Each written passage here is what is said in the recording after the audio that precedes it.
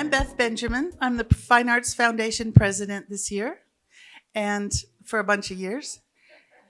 And I welcome you all. This is really so thrilling to those of us who got to come up here and do this for a long time and then haven't been able to do it for years. Excuse me, I had 2 glasses of wine. Yeah. It feels so nostalgic and cozy and nice to be here. And the election's over. And we did pass the amendment for arts and music in the schools. And so here we are. We've had rain. So I have to say a couple presidential things, which is that if you are not on our mailing list, which gets you the monthly e-newsletter, please sign up at the membership table. And if you know someone who you think might be really interested, we won't harass you for anything, but that will get you the newsletter so you can join if you want. And what else? That's really all that I have to say. And I'm going to ask Kathy Garcia, who's on our board, to come up and introduce Vince, who's not Vince Scully, who's Vince Skelly, who's going to be our speaker today. And here's Kathy.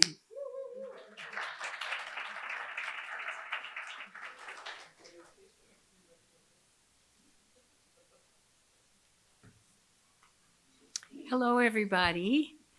All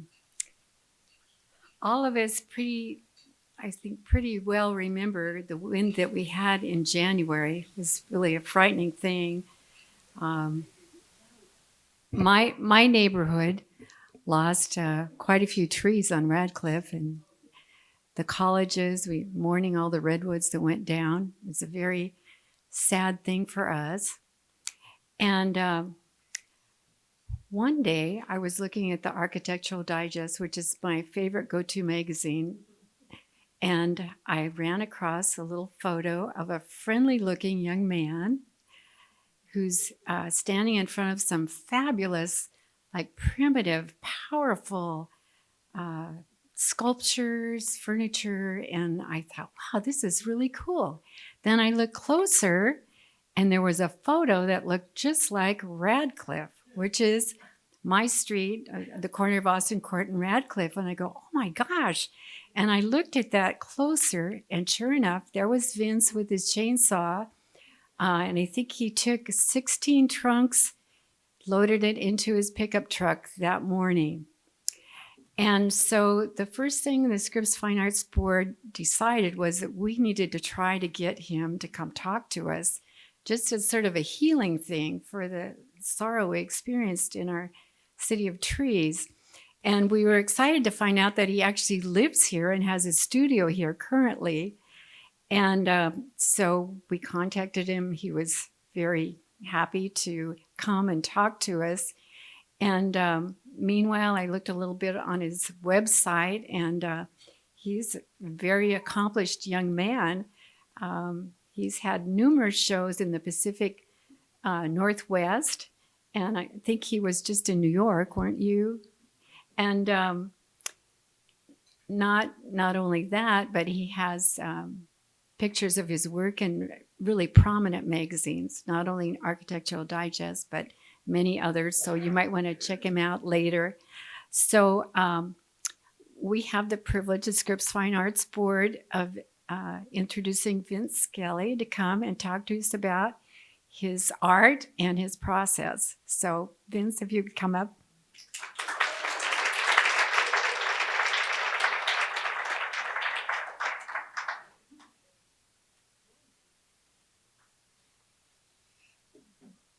Hello, everybody.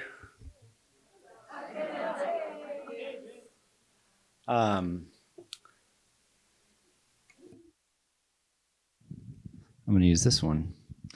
Thank you so much for inviting me to be here, Kathy, and everybody for joining and supporting this program. I'm going to talk about my background and how I got into this wood carving thing and kind of my whole story up until this point. And then I'm going to talk about the After the Storm show, which happened back in June. And then I'm going to talk about what's coming up next. So I thought it was appropriate to start with this quote by Millard Sheets, given that we're here at Scripps. It says, "Drawing at its best is not what your eyes see, but what our mind understands." And I totally believe that, and it resonates with me. It makes so much sense. But what makes a little more sense to me is to swap out drawing for sculpting. And I think it's still, the sentiment is still there, and I think it's appropriate. And it plays into how my approach to sculpture. So some background, I'm born and raised here in Claremont, California, not too far. Parking in the colleges is insane, I found out today. And I had to park on College Avenue, literally in front of the house that I grew up in. My parents rented this little house over here on College and 10th. I went to Sycamore Elementary.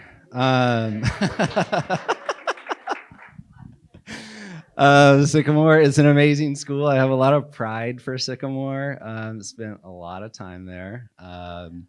Even after school, we would go skate there on these steps. One of the things I really like about Sycamore is actually just this tile pattern on the entry. I don't think I've heard about the history behind it. I don't know who did it or anything, but it's such an iconic entry, kind of an introduction into the school. And I thought it was so cool. Just a little tidbit, something I always noticed. Another thing I like about Sycamore is that they're really big on hands-on learning, or at least they were when I went there. I'm not sure if they still are. But in 5th grade, when we were learning about ancient cultures, we were tasked with making a model or something of something from ancient Egypt. And so I made a little sphinx carving, and this is from a bar of ivory soap. And since we were 5th graders, we did it with safe tools. So this was done with a butter knife. But I just thought it was so cool that they let us sit there for 4 hours with a bar of soap and a butter knife and think about ancient Egypt and let us do whatever we wanted. This is just a Twix bar for scale. It's very tiny. And recently I actually had it cast in bronze because I wanted it to be more archival. See, because it was getting handled over the years, and it sits up on a shelf, and soap and hands, it kind of just disintegrates. And this was a great experiment because I always want to try new things and experiment with new materials.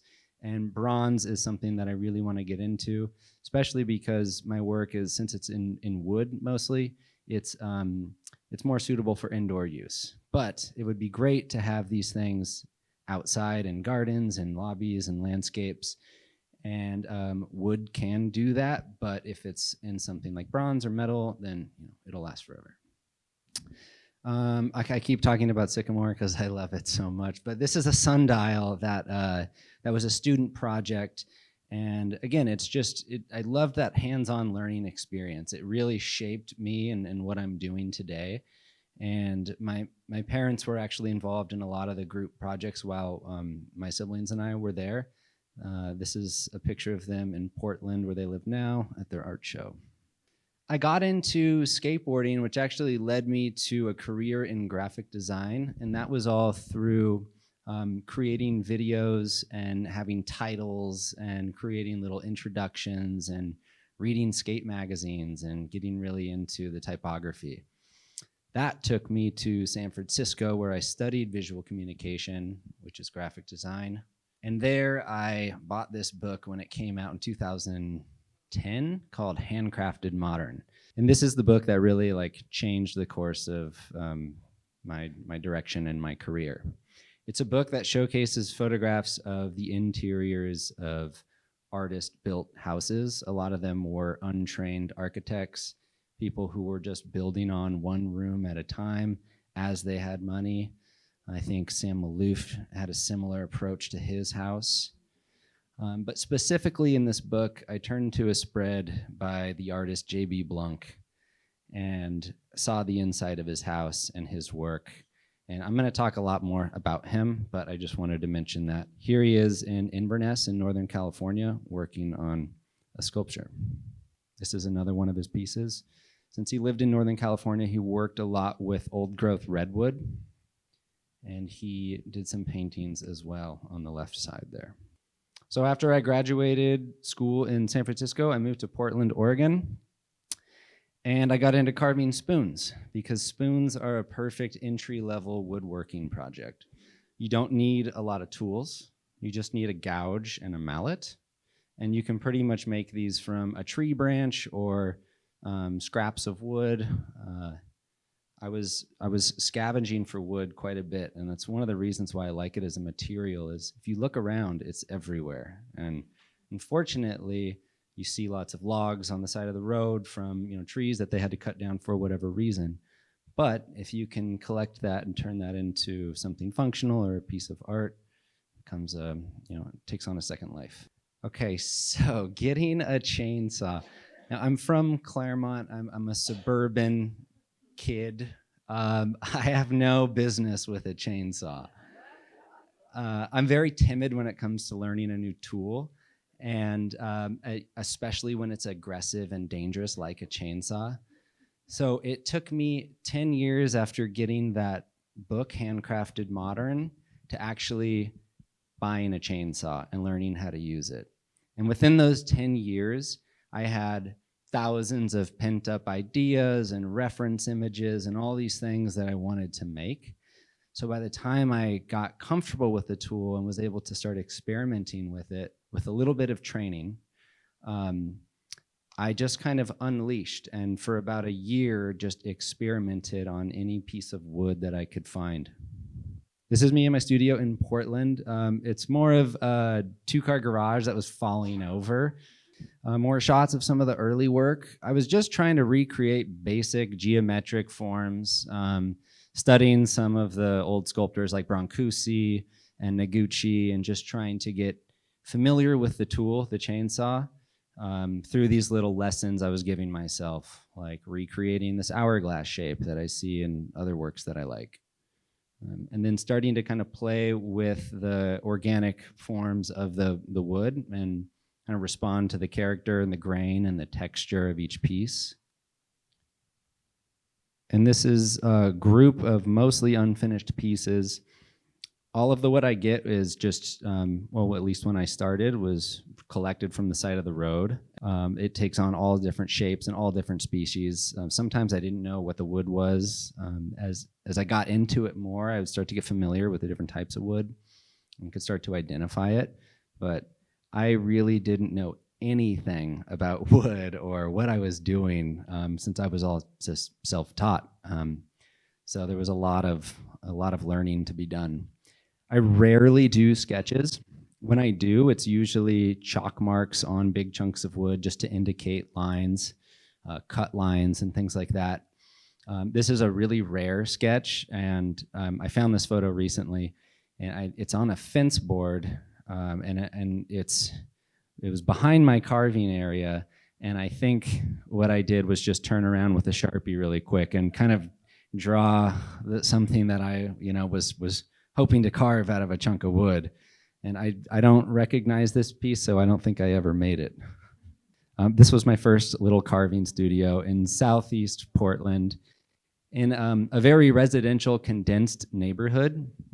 Lots of residents, lots of tight yards. Since I was running a chainsaw, you could tell how this was kind of an issue. Luckily, all of my neighbors were all very supportive. Most of them worked during the day, and even on the weekends when I would do this, they were okay with it. And I was trying to be as respectful as I could with the noise, and they were all super great. I had zero complaints from them, which kind of blew me away. Again, just some early work. Okay, so texts from friends. As I started doing this, my friends caught wind and they were like, oh, there's a pile of logs on the corner of Harold and 54th. So I would get these texts and I started to collect the images because I thought it would be cool to turn them into like a zine. So I've been collecting them, and some of them are really cool. Like this one has this sign that the neighbors left on it, and it says, free wood, 120-year-old maple. Please please help yourself, anything between the sidewalk and the street, the dates of when it was cut down, It's really cool to see the community trying to find trying to support and encourage people to come and get this wood and turn it into something. I like this one so much because in Portland it's always wet and rainy, and so my friend didn't even take the time to roll down their car window. They just took it from inside and then took off, and it looks cool. It looks like it could be like a cool painting.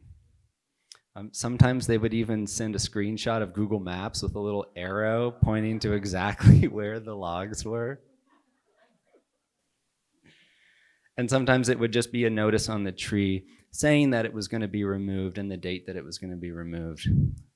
If I were to have showed up to this, I could ask the arborist to cut it in a 6-foot section that would fit in my car and take it away.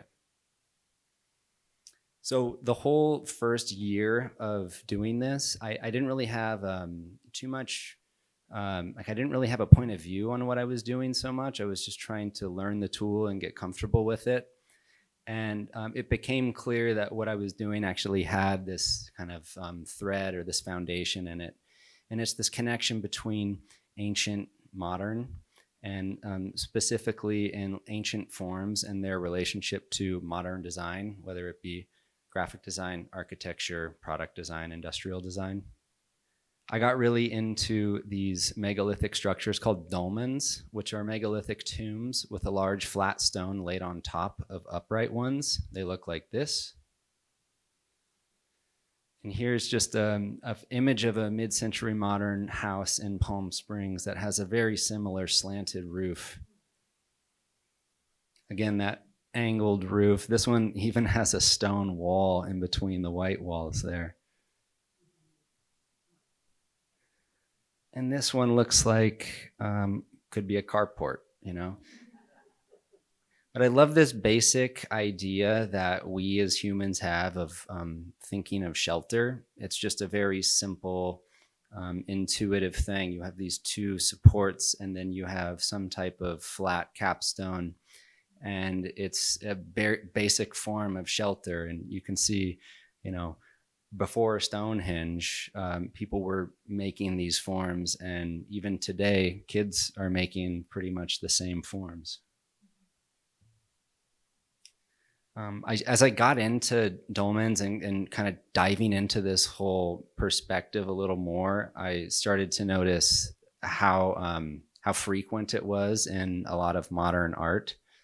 This is a life-size sculpture of kind of like a Stonehenge dolmen house by Herb Goldman.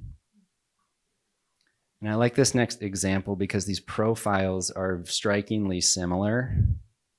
You have this low profile. It's built into the landscape. It's made out of natural materials.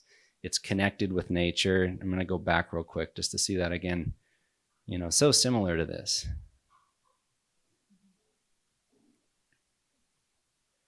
Some dolmens have these windows in them even, and it's something that I've sort of borrowed and started to adapt into my work too. This is a big megalithic tomb with this void in the center, and then next is a picture of one of Noguchi's sculptures called The Void. They're very simple, monolithic forms, and there's something so striking about them, especially when they're placed in landscape with a lot of space behind them and a lot of breathing room. I love this one. It feels like a Japanese building to me. And this is an early work that I did that kind of resembles that same form with the circular window in the middle.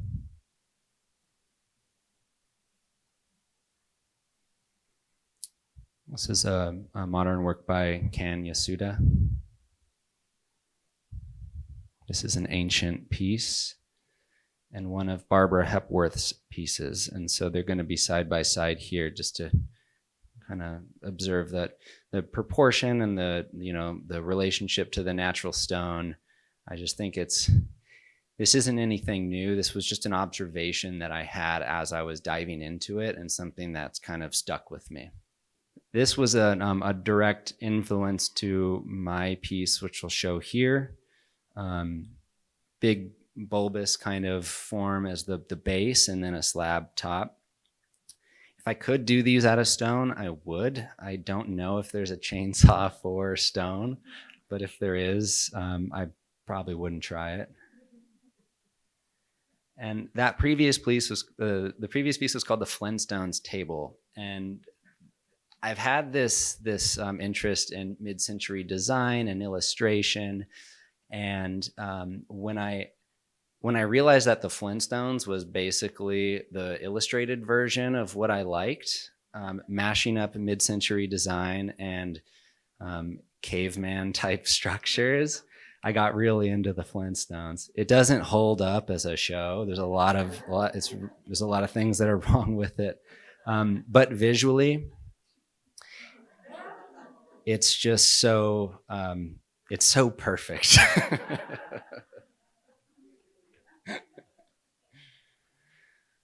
So like the carport on the right looks exactly like the example image earlier, and this was an early sketch from the illustrators, Hannah Barbera, who is a team of 2 people. And I think what's cool about this is that they're actually made out of wood, which didn't get carried over to the actual Flintstones show. In the Flintstones show, they're all made out of stone. But I liked this because I work in wood, and this is, part of my reference. And so I saw it in wood for the first time. But everything in the Flintstones is made of stone. This couch, it's perfect, in my opinion. And this is an example of, I think it was in the 60s, Mario Bellini sofa. And it has a similar, a similar idea in mind. I don't know for sure, but I can see the, relationship to these kind of big, puffy shapes. And even with that coffee table, I think it really brings that connection together of having these ancient modern things. The Noguchi coffee table would fit perfectly in the Jetsons' living room. The Jetsons actually had an episode where they crossed over with the Flintstones. And to me, that was the perfect matchup. I was like, oh, this makes perfect sense. This is me in a nutshell. So I'm going to take you through start to finish of how I started piece and the process and the tools I use. And I usually start with a piece of wood that's an offcut. And a lot of the wood that I picked up from the storm in June or in January, those were all offcuts essentially. There are pieces that have either been fallen over because nature wanted them to, or nature did that, or arborists had cut them because they needed to fit them in a truck or a chipper or something. So this piece was an offcut. The person I got it from was going to throw it away. You could see that it doesn't really have any length to it, so he couldn't turn it into dimensional lumber. To me, that's exciting because I get to work with this found object, and there's parameters already in it, and I have to use that as a challenge. So this is us taking it to the sawmill on a forklift. This is chestnut wood. At the time, I didn't have chainsaws big enough to cut it into manageable pieces, so we put it on a sawmill to flatten it. It was big enough to cut it into 2. So these are the 2 pieces that I got out of it. And to me, I think they're perfect as is. You see the tooling marks, which I love. You have these functional, asymmetrical chunks of wood that, have history and show the annual growth rings. There's a lot. It could have been done right there, but I wanted to carve some legs into it. And most of my work is all carved out of solid blocks of wood, like this stool here in front. Those legs aren't joined together. They're carved from the same chunk of wood. And part of that, it kind of came out of my 10 years of wanting to learn the chainsaw and wanting to do these sculptures, and then actually getting to it. I was able to realize, I realized that I didn't want a traditional wood shop. I didn't want to learn all the things that went into traditional joinery and buy all the tools. I wanted to do it in a really simple way that made sense to me. And I could do everything I wanted with just one tool, the chainsaw. So here you can see it getting carved out upside down, which is how it gets carved out 100% of the time. It's the safest way, and it's the easiest way to access the different forms that become the bases. So you can see some of my chalk marks on there. They're very loose. They don't, oftentimes I cut right past them. And then I'll flip it over. Once you like take out a lot of the material on the inside, you can it loses a lot of weight, and you can actually like flip it over. So it starts to look like a table, but I'm literally turning upside down like this, you know, looking at it upside down while I'm carving because I don't know what it's going to look like. The form starts to refine, and then it gets ready for hand tools, which I use like gouges, chisels, rasps. And at that point, I sand it and oil it, and it'll turn into this table here. So there's a lot of reference to dolmens here. There's the big boulder leg. I like leaving it rough, kind of having these tool marks in it. It also kind of resembles stone. And then these other legs, like with a window through it, like other dolmens have.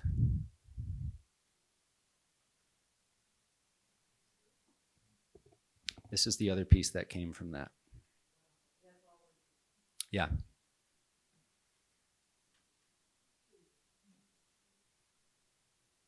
So just real quick, the tools I use, it's very basic. I have a couple of files and rasps. And then I use a handful of chisels and gouges. And then the chainsaw. Finish it off with a sander. So J.B. Blunk, I mentioned him earlier. In this book, Handcrafted Modern, I opened the page and saw the inside of his house in Inverness, California. And it was like taking a glimpse into the brain of a sculptor. And this is what his living room looked like. All wood, lots of Japanese influence, all from salvage materials. I like to think these little stones and things he collected were all just kind of ideas sit in his mind, ideas sitting on his shelf. He met Noguchi by chance in a craft store in Japan, and they created a lifelong friendship. This is a little gallery nook inside of his house. And this is probably one of the most celebrated things in his house. It's a wooden sink carved out of a solid block of wood. And what I like about it is that he's sculpting these things as as a necessity. Like he needed a sink. He didn't go to the store to buy it, but since he lives in the forest, he found a piece of wood big enough to carve a big hole out of it and use it as a functional sink. The kitchen.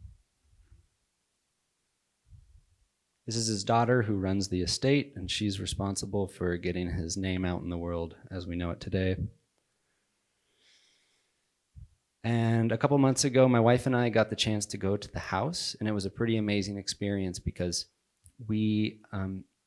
I had been thinking about this house for 10 plus years and seeing it in articles and design books, and I finally got the chance to step inside of it, and it was pretty incredible. And the thing I liked probably the most was you get to see how it was lived in. And these are stickers from the kids that grew up in the house of these little firemen and trucks and ambulances and things. And it just felt good to kind of have a surprise walking into that house. I'm glad that there was something that I didn't notice from all the cool design photos. This is a hatchet that he made. The garden. And me and my wife in front of the entry arch, which is one of the most famous forms that he's known for.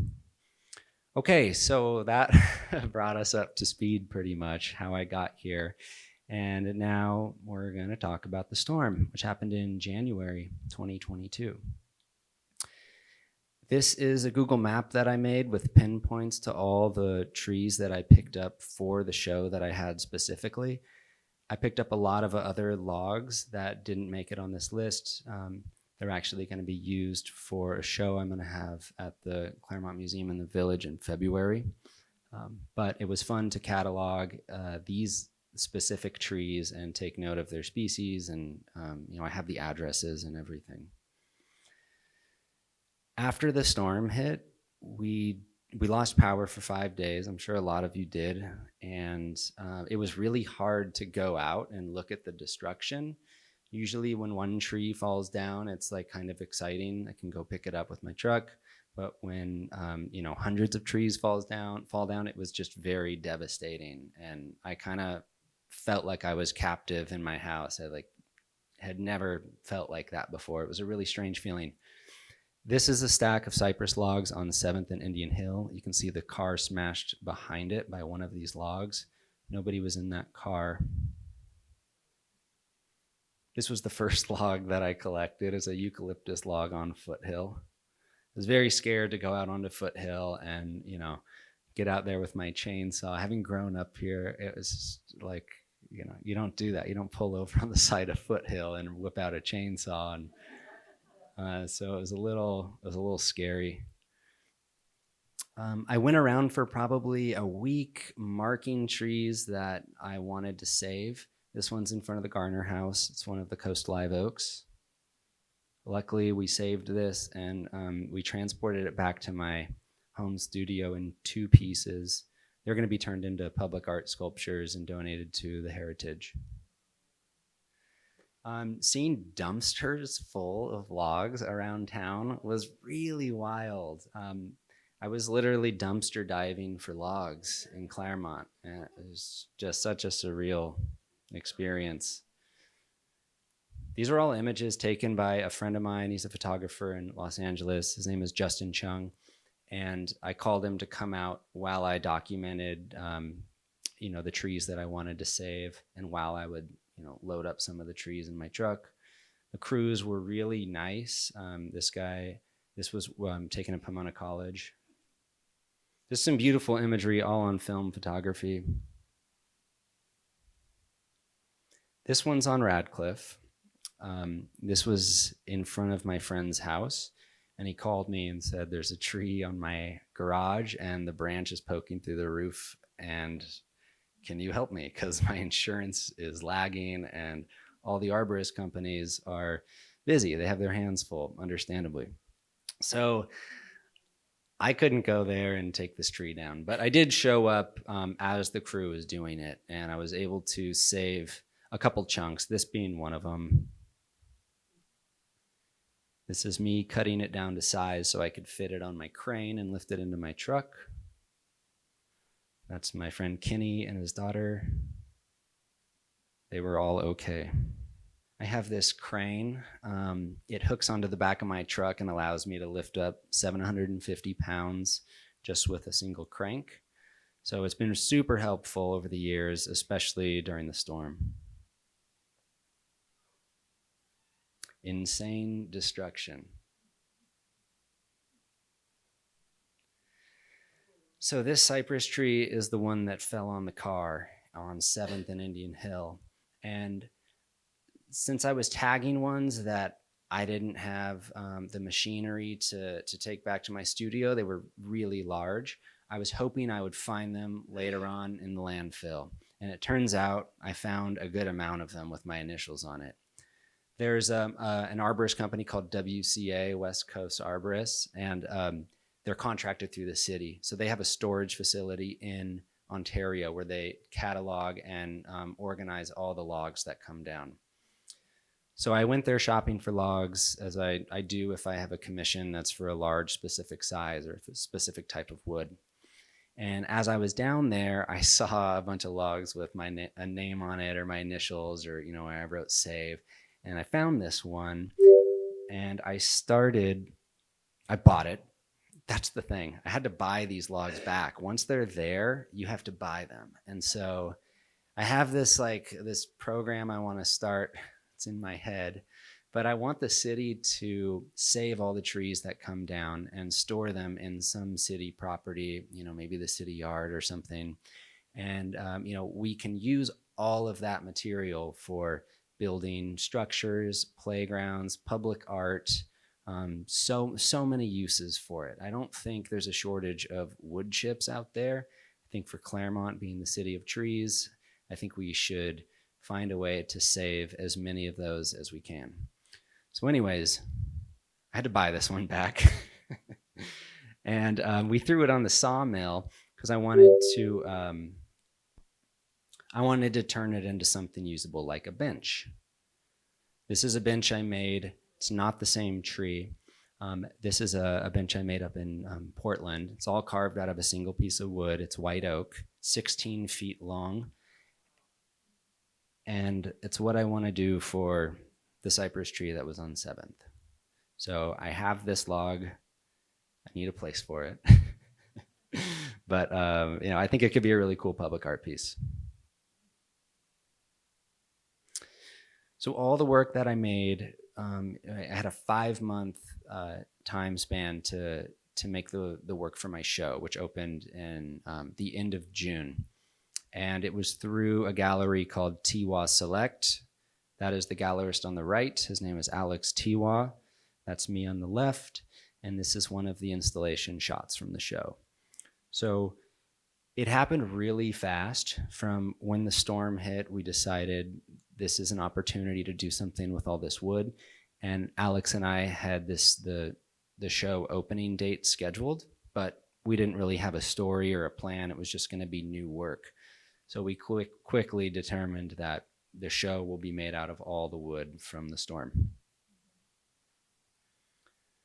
This is another installation shot. I make a lot of stools, side tables, chairs, starting to make more dining tables. Most of my work is functional. I approach it like a sculptor would, and it takes on this kind of dual sculptural functional personality. These are more details from work in the show.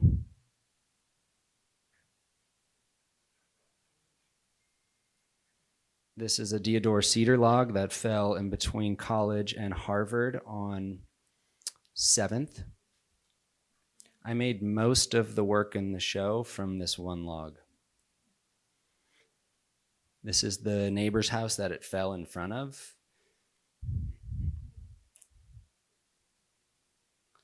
It turned into this. And this one. And this one. So this is a picture of my studio that I was kind of forced into, because while I was starting to carve the work for this show, I was getting noise complaints from a neighbor, and so understandably, I wouldn't want me carving next to me either. But it came at a really hard time, and I was looking for studio spaces. It's really difficult. Chris Tooby has tried to help me in the past with finding a studio space. He knows. So I couldn't stop working on the show, and I had a tight deadline. So what I would do is load up all of my tools, my logs, my chainsaws into the back of my truck, and I would drive to abandoned plots of land around Claremont. It actually worked out. Technically, I was trespassing, I guess. I wasn't supposed to be there. But they see a guy with a truck and a chainsaw and a bunch of wood, and they just, maybe they think I'm supposed to be there, like I'm an arborist or something. So this is one of the chairs that I started carving in this abandoned lot. This is just east of the Armstrong Nursery on Foothill. More shots of that bench starting to take shape. There was an old foundation there. I think it was the old airport museum that used to be there. This is looking east towards the Claremont Business Park. I was so surprised that nobody came to stop me. Or at least just to see what I was doing. But I guess I was kind of hidden, which worked out. Other spots I would go are turnouts on Mount Baldy Road. So I'd drive up to the mountains and just, I thought it was appropriate, like guy with a chainsaw making sculptures. People probably thought I was carving bears or, eagles and things. So I made this Devo hat. And I mentioned earlier, I grew up skateboarding here in town, and I spent a ton of time at the Claremont skate park. One of the trees that fell down there was blocking half of the park, and week after week, it was still there. And it's a lot of things. It's a liability. It's in the way. It's just kind of an eyesore. And so after a couple of weeks, I just went there and started to cut it up. So I cut up the whole tree, and then I went over and I asked all the high school kids sitting on the bench there. I said, "Hey, this would go a lot faster if you helped me take all these logs off of the park." So they all helped me, and it was fun.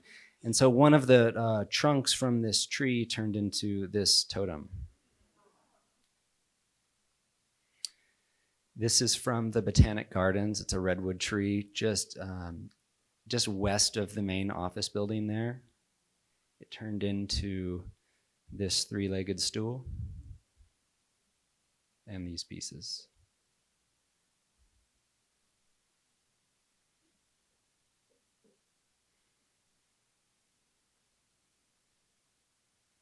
From the sales of the show, we are donating a percentage of the profits to Sustainable Claremont to go back to planting trees in the area.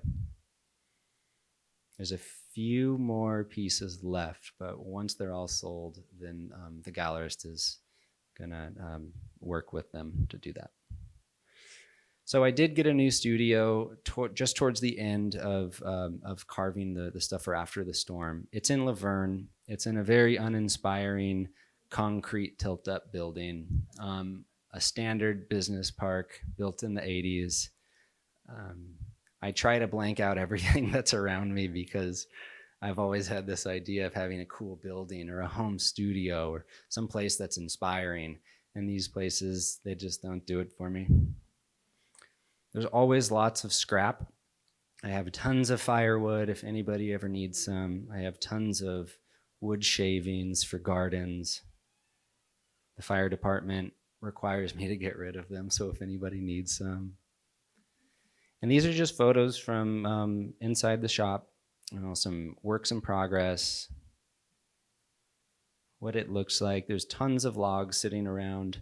I still get calls and texts from friends when trees come down, and so I go and take as many as I can, but I'm kind of maxed out right now.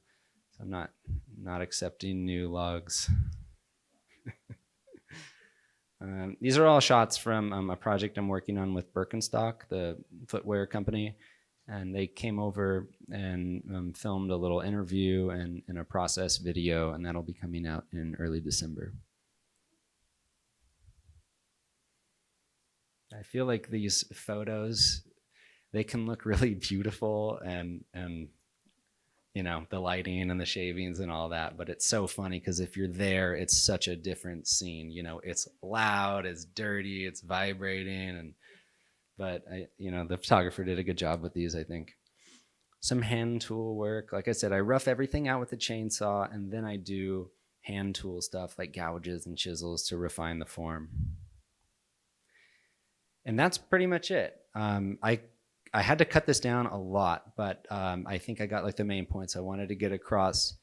Coming up in February, I'm going to have a show at the Claremont Lewis Museum of Art. And it's sort of an unofficial After the Storm Part 2 show. So all the wood is going to be from Claremont. It's all going to be from the storm. And I had so much of it that when Catherine asked me about the show opportunity, it was a perfect fit and made a lot of sense. So that will be opening in February, I think on the 17th. Okay. We can do a Q&A if anybody has questions, or talk to me after the show, but I just wanted to thank Kathy and Catherine and everybody here for supporting this program and letting me come here and talk. But thank you.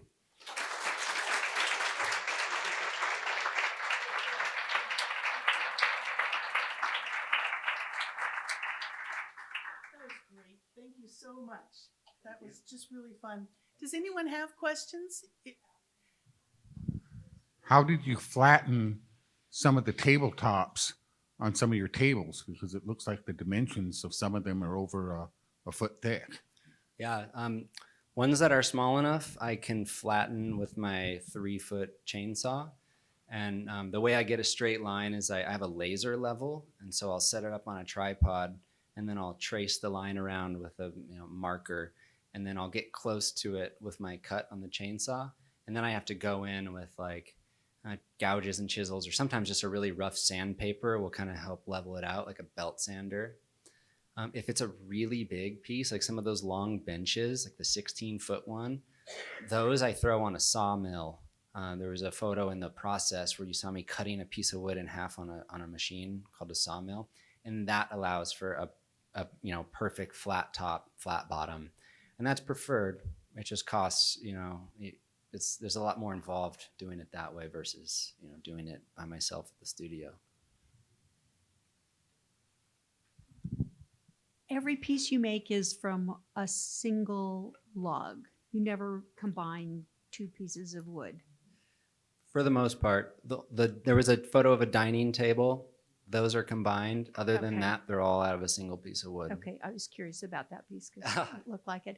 And those big, huge, heavy pieces, how do you move them? The big, beautiful bench, how do you get that to the point of purpose?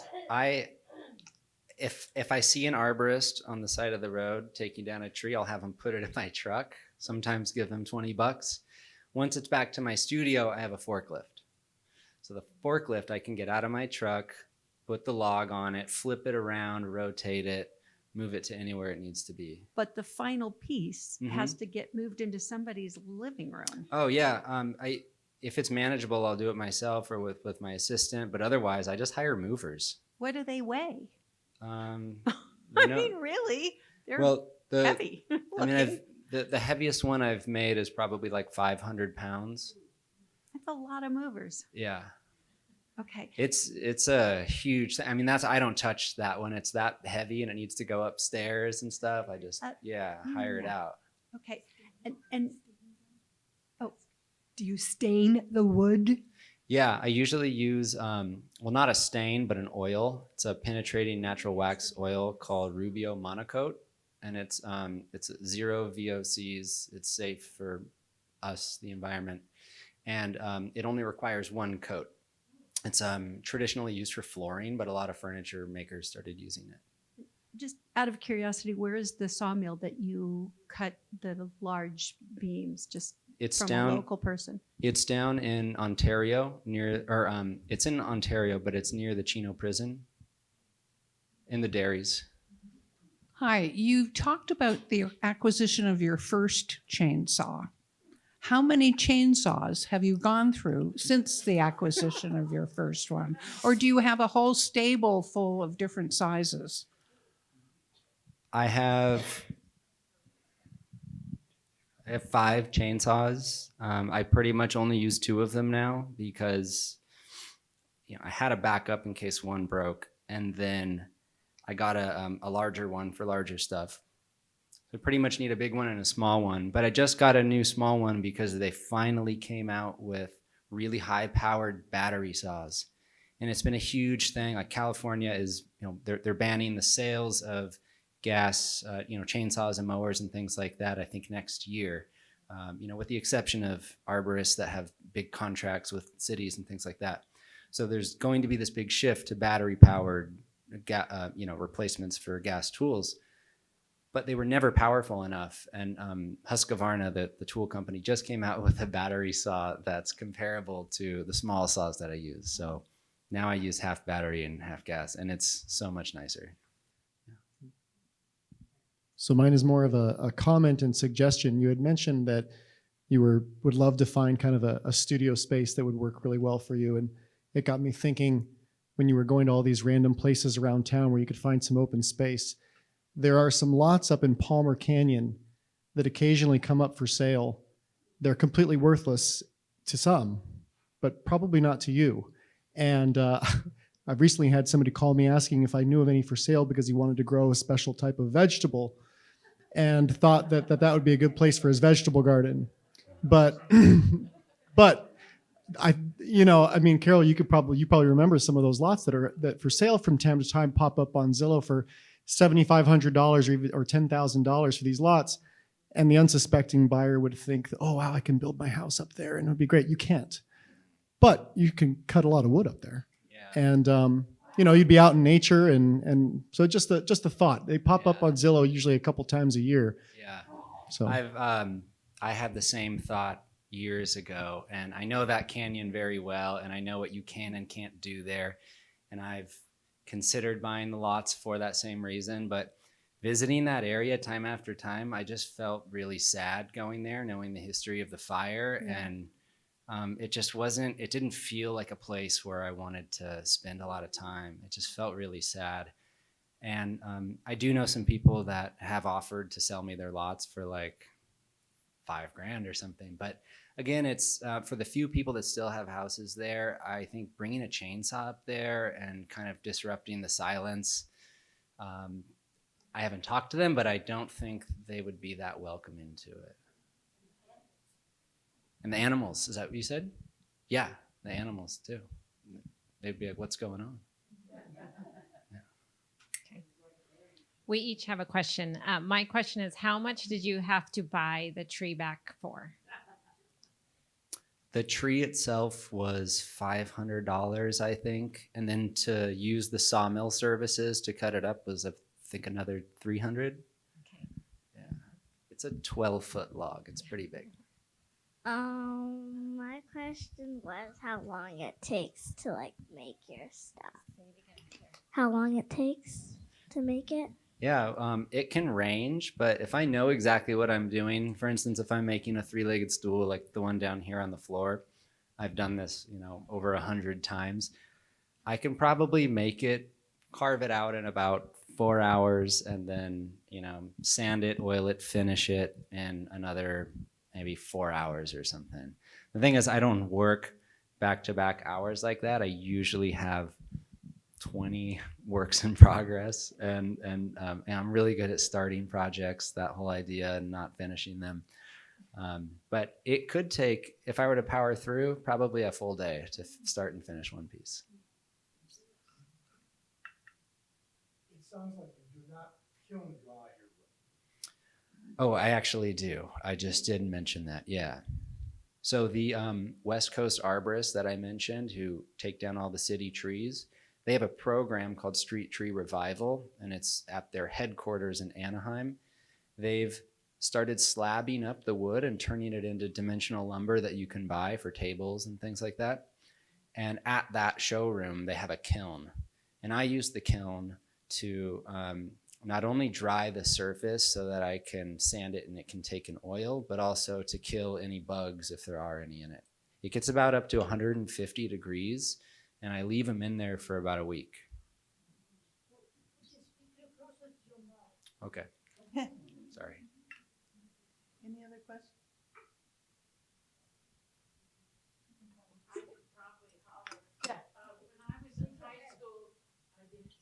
When I was in high school, I tried driving a nail into a dried eucalyptus log. It was like iron. How in the world do you work with a eucalyptus? I rarely work with eucalyptus for that reason. I recently heard like kind of an old timer joke, I suppose. The nickname for eucalyptus is "You Can't Lift This."